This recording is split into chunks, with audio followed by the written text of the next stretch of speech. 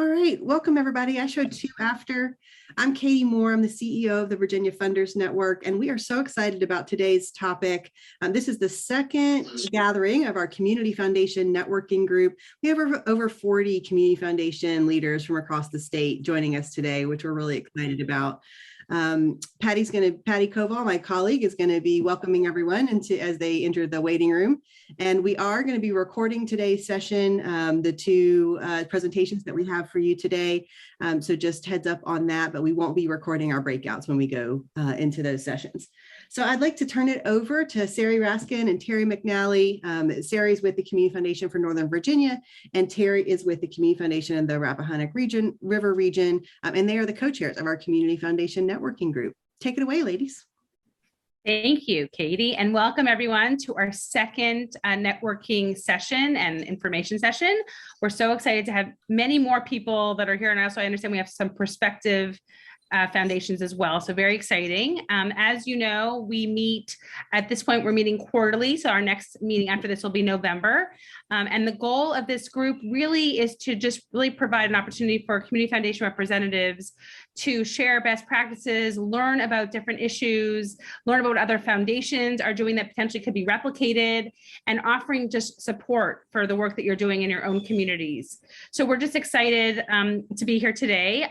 We thought that an interesting topic would be something that the Community Foundation for Northern Virginia has recently invested in, which is that we have built capacity around research and data. And our Senior Director of Insight Region, which is our data and research center, is about to celebrate her first anniversary at the foundation. It'll be September 14th. Very excited to have Elizabeth Hughes on our staff.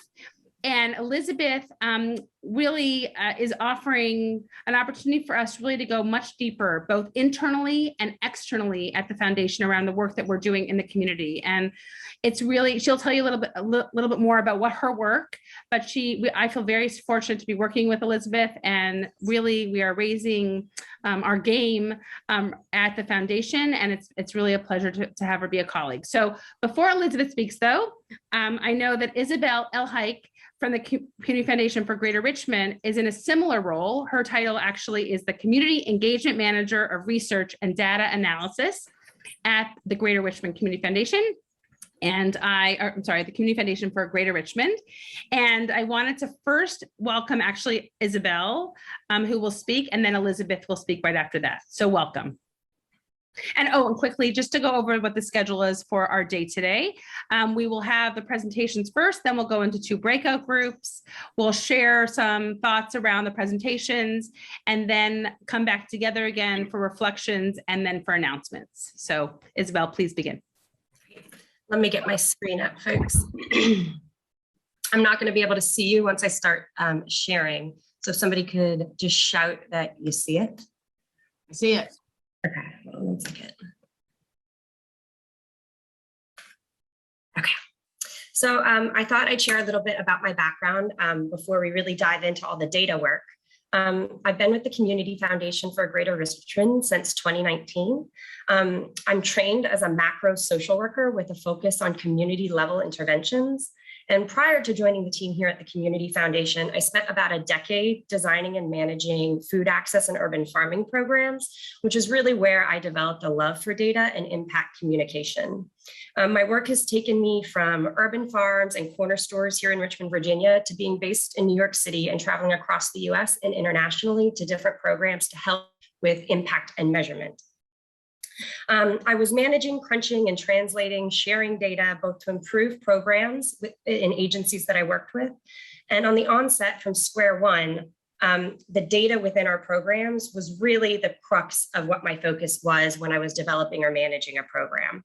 And all of this is to say that you don't have to be trained formally as an analyst. You don't have to necessarily have a background in statistics to do the work that we're going to be talking about here today. So my current role, I'm situated here at on the Foundation's community engagement team.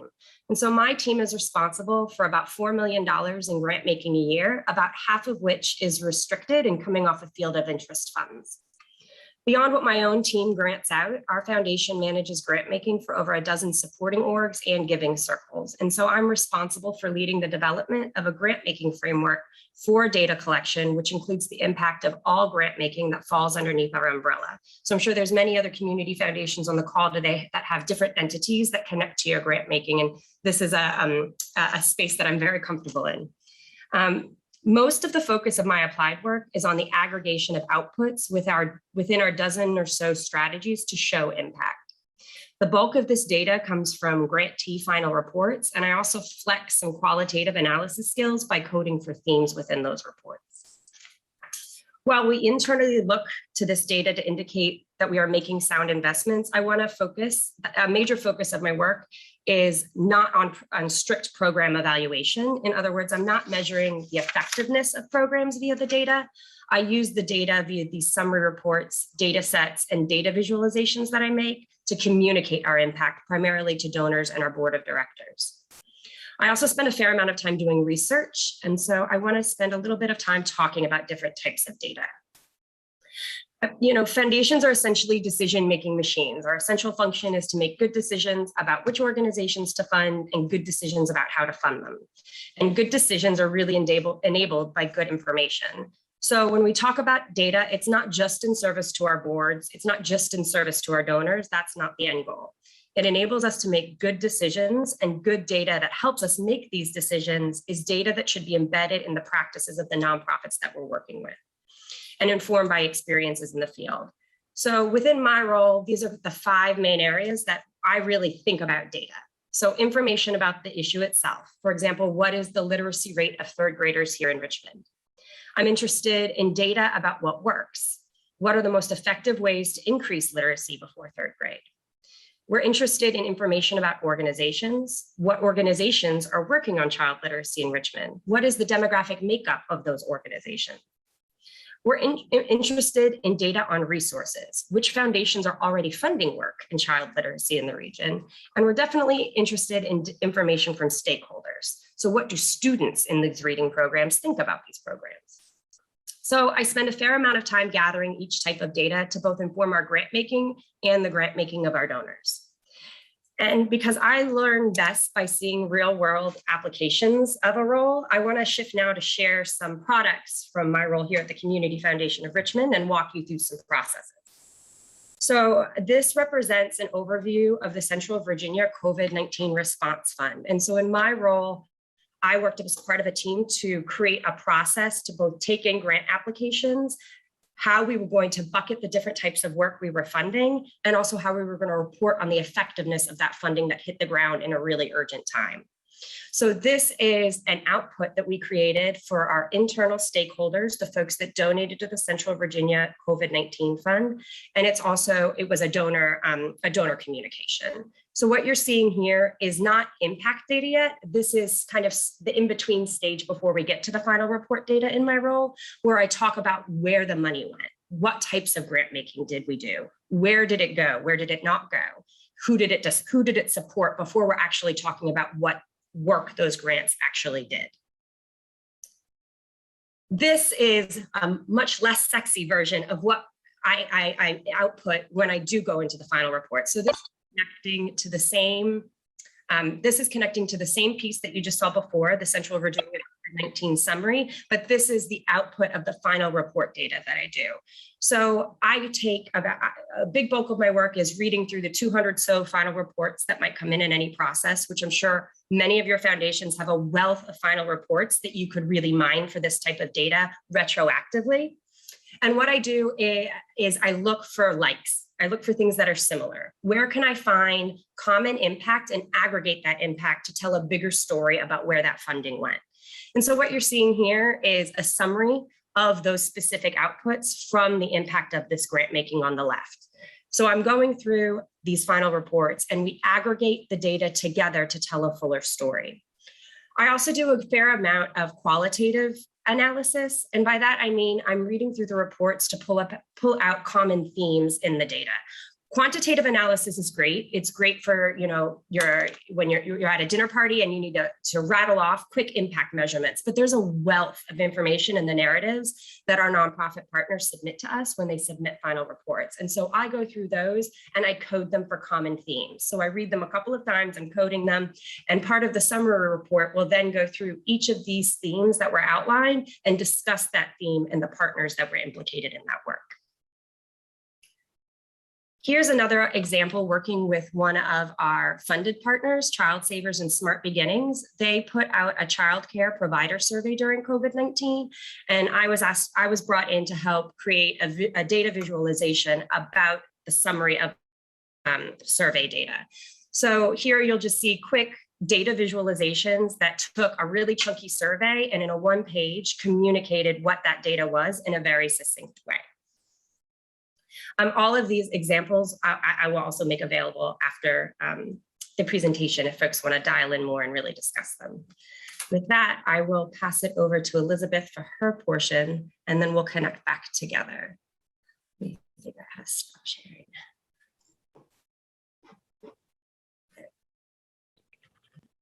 Great. Thank you, Isabel, and nice to see everyone today. Wish we could all be in person, but it's great to meet all of you. I'm going to also share my slide deck because that's what I do these days.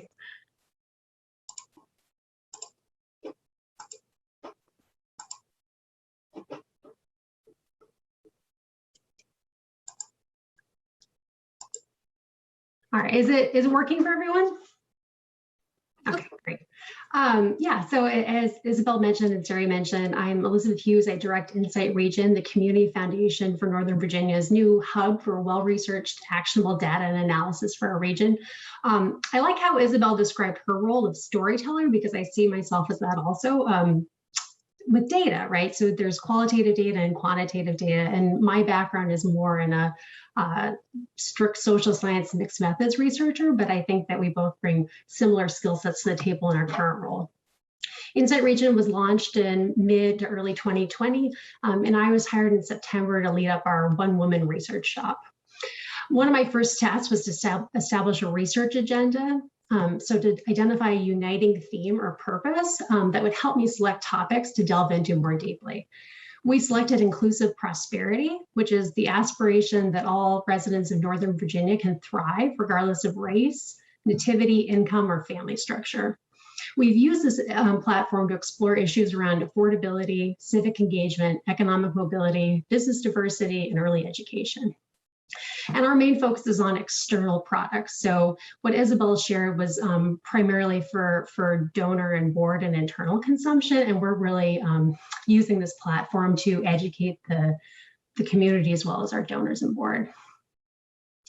It's been extremely gratifying to see how much we've been able to accomplish in the 11 months since I started. We've produced 3 briefs under the banner of inclusive prosperity. The first was in January, looking at housing affordability throughout the region. We moved on to economic mobility of children growing up poor in the region in May. And then our next brief, which will be released in October, is focused on access and affordability of preschool within Northern Virginia.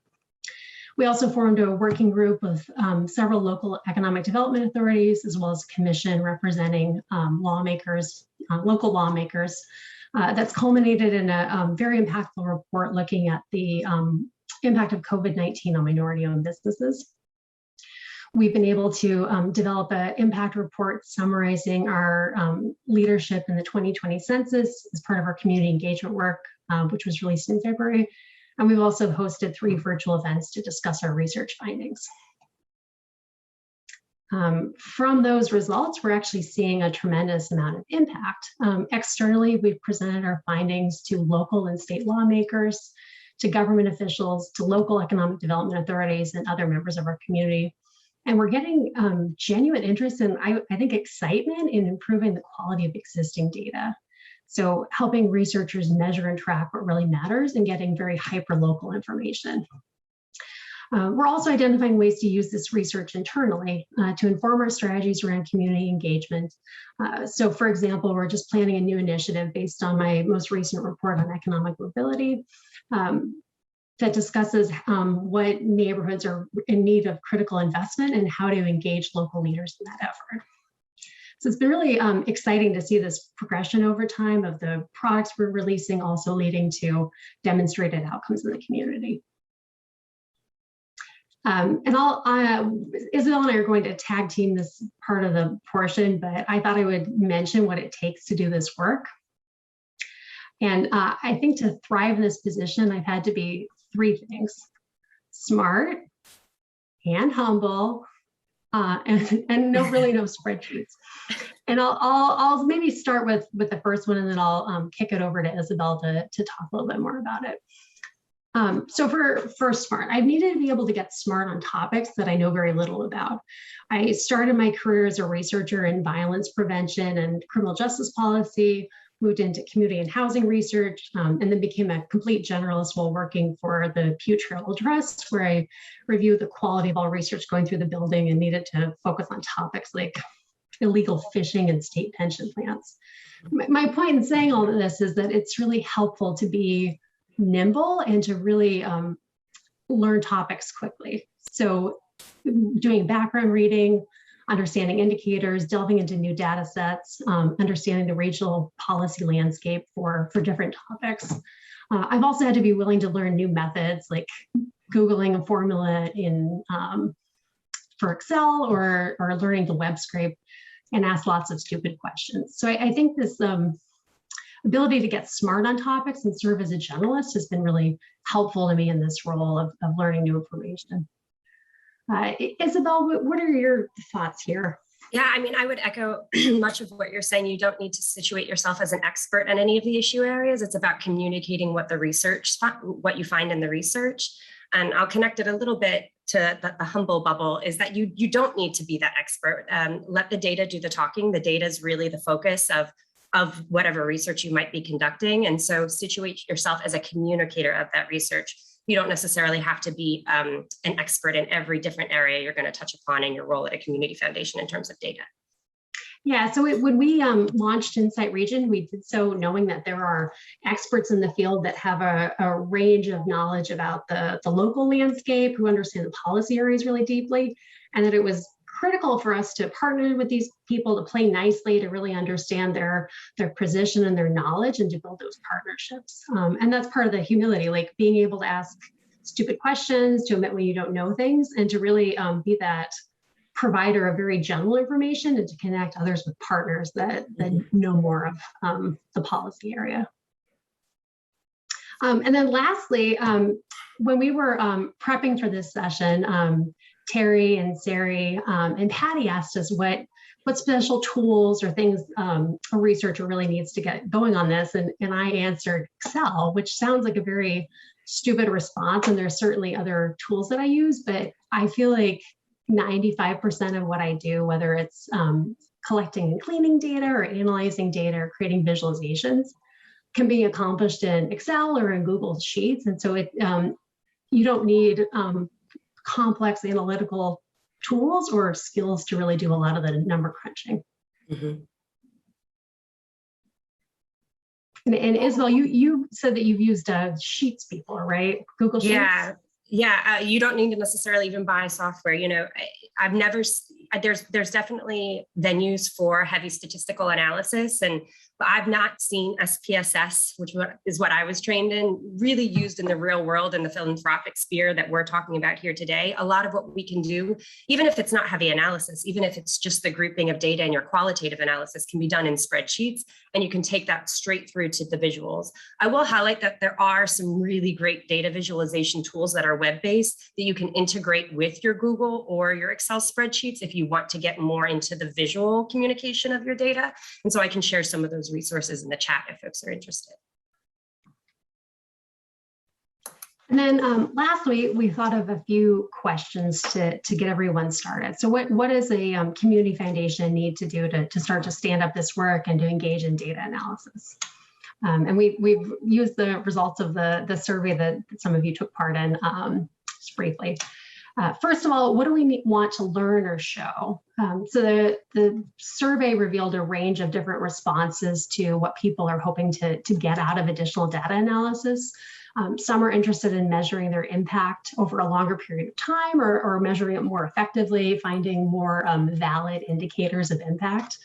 Others want to explore pressing issues within the community and equity gaps, similar to what the Community Foundation for Northern Virginia is doing to inform their strategy and their grant making.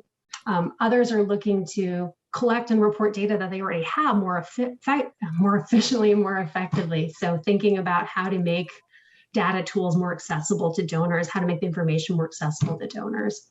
All of these goals are really valid, but having some sort of North Star ahead of time or key research questions that you want to answer can really help guide and avoid scope creep so that you're not trying to do too much at the onset.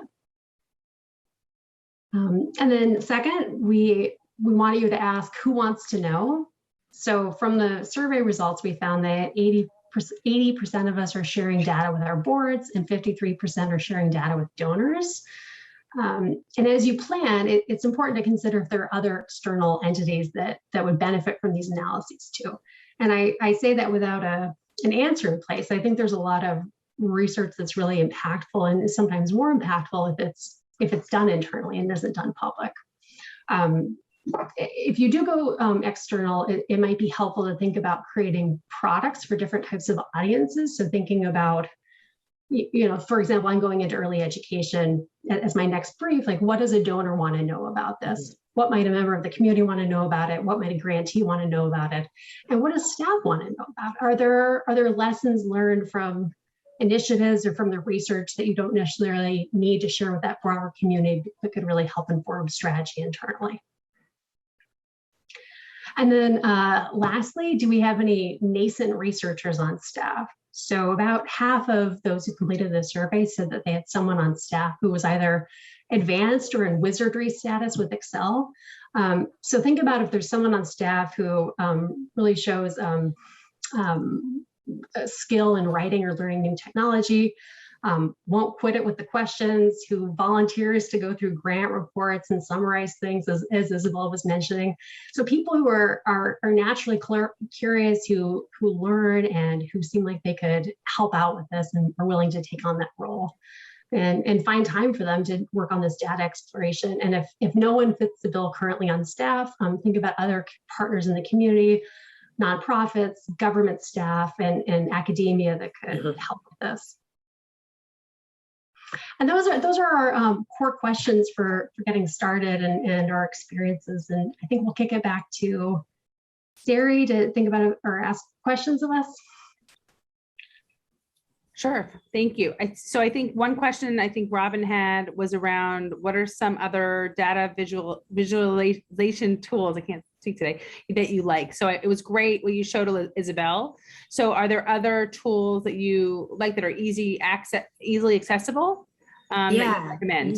Yeah, my favorite one out there is Visme. Let me write it into the chat real quick. You can use it as a free tool. It's what I used when I was on the other side of the work quite a bit on the nonprofit side, but I've carried it into the work here at the Community Foundation, and our whole communication team uses it now.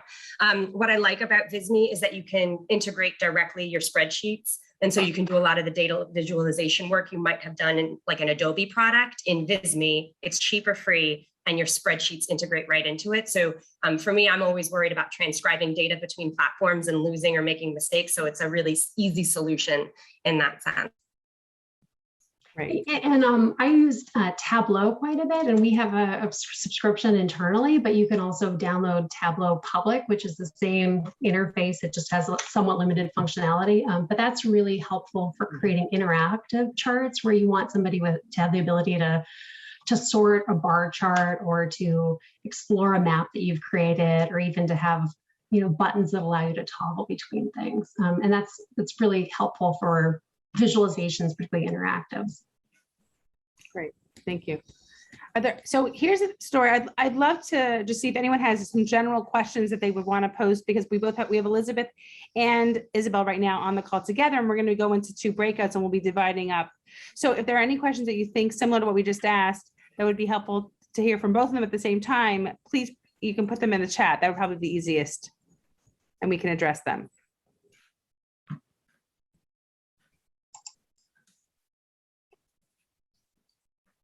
And you may be also processing what you just heard, which is great, and thinking about how you can apply some of what you learned in your foundations, which is perfectly fine as well.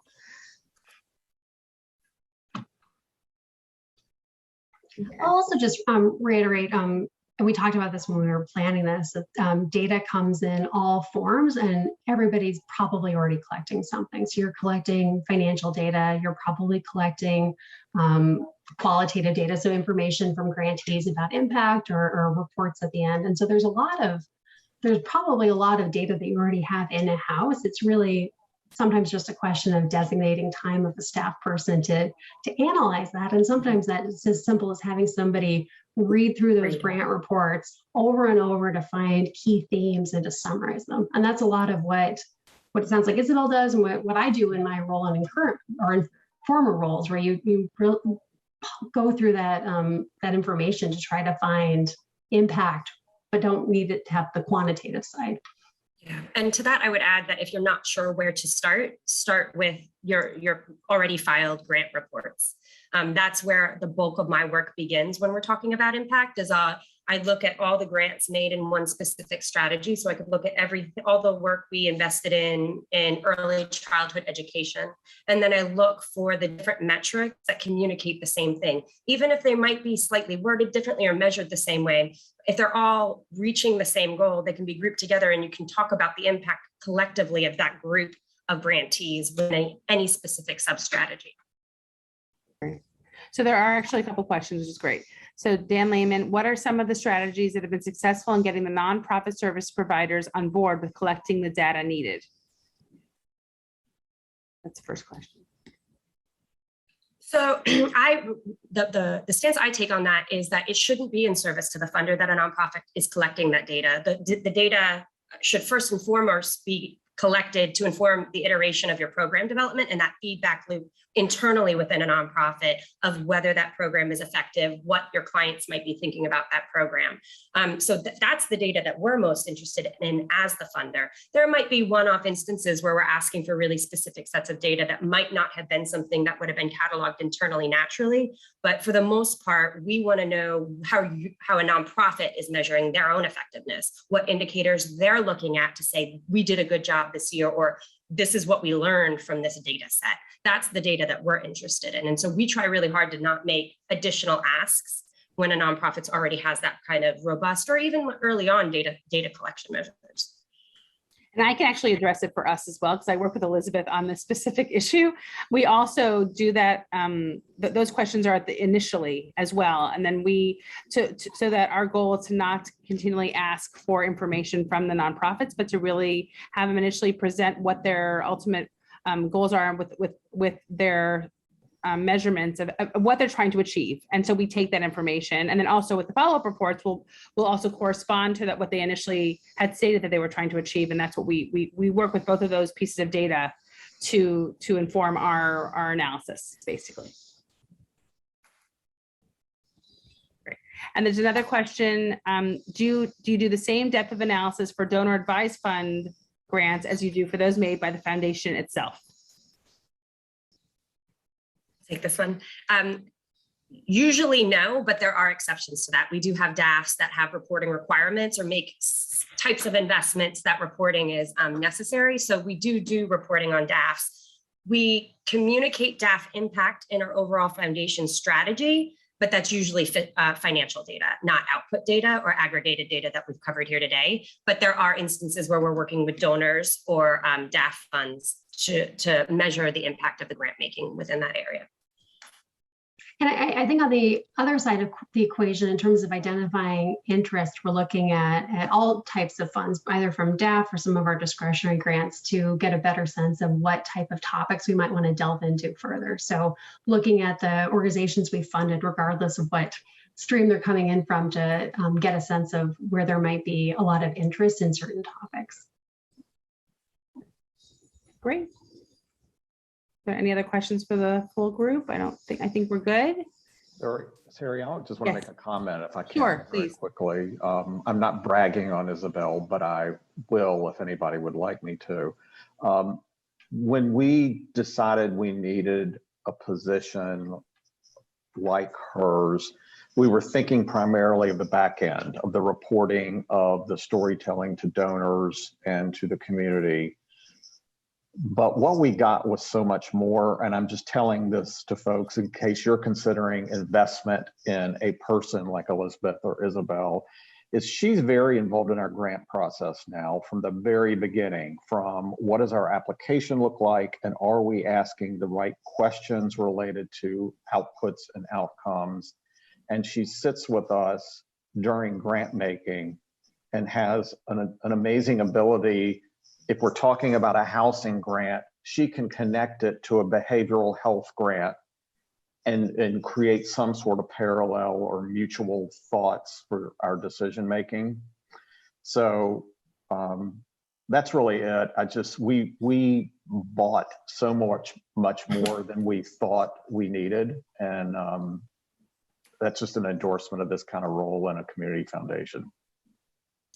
So I actually want to say something very similar to what you just said, Scott, about Elizabeth and her role at the foundation as well, because I think we initially thought of it more about internal analysis, but what it has become is that the foundation through Elizabeth's work is really being seen as a data research leader in the community, in our region. And I think the external focus of the work has been a huge pleasant surprise, honestly, about the interest that the community has had in the information, not only about our own specific grant making, but about just the landscape in our region. So we similarly thought one thing, and it's been even much more than even what we initially thought. And Elizabeth, similarly to what Isabel is doing, Elizabeth is very much involved in our grant making, in making decisions about how we ask questions, what questions we ask, what would be helpful, so we can create some uniformity within the foundation and our data, and also this idea of donor information as well, and where this idea of helping donors understand the impact of their investments. So yes, we are. I'm in complete agreement with that as well. So I think there's one more question. Would your data position lend itself to be shared with another organization? That's a good question. If you can provide me with 10 extra hours a day. And Isabel, that wasn't necessary, but I asked that question because there's so many of the, participants are smaller than both of your foundations are much larger. And so I'm just wondering if you all see a conflict in terms of being able to have you work partly for this foundation and partly for this foundation. No, I don't see a conflict in that. And essentially, I think a lot of foundations probably function like that. I support my team, the community engagement team, as well as the work of our partnering foundations like the Jenkins Foundation or the giving circles like Impact 100. So those are whole different sets of stakeholders, whole different sets of rules and bylaws, whole different functions of how they do their work. And I plug into all of them. So yeah, I think especially for some of the smaller foundations to be more nimble, that makes a lot of sense. Just to address Patty's comment also, this is Bill Bodine in Lynchburg, and we're a smallish city, and we have 2.5 staff members, so we don't have the budget or the capacity to have wonderful people like you all on staff. But one of the things we're working on is partnering with the local University of Lynchburg, because they have people that are good analysts and research people, and so we're actually working with them to gather data, analyze it, and come up with that kind of work for us. And so I would suggest that, maybe somebody like Terry in Fredericksburg or, smaller communities like that have good college presences, that might be a good resource. Yeah, I think that. Go ahead, Isabel, sorry. I think that's a great suggestion. Plugging that macro social work background a little bit more. There's folks that are really interested in this type of experience, and these kinds of activities are really great for different graduate school interns. We've hosted one here at the Community Foundation before, and I've done so in prior roles. And it's, especially if you're a smaller foundation without access to state-of-the-art tools, that's a lot of this work can be done nimbly. And I think those partnerships lend themselves really well to third-party data, so census data or CDC data that are not sensitive. So if you're interested in asking a question about equity or issues within your region or geography that don't require access to proprietary systems or financial information, that's a really good example of where you could partner, because you wouldn't need formal data sharing agreements with them.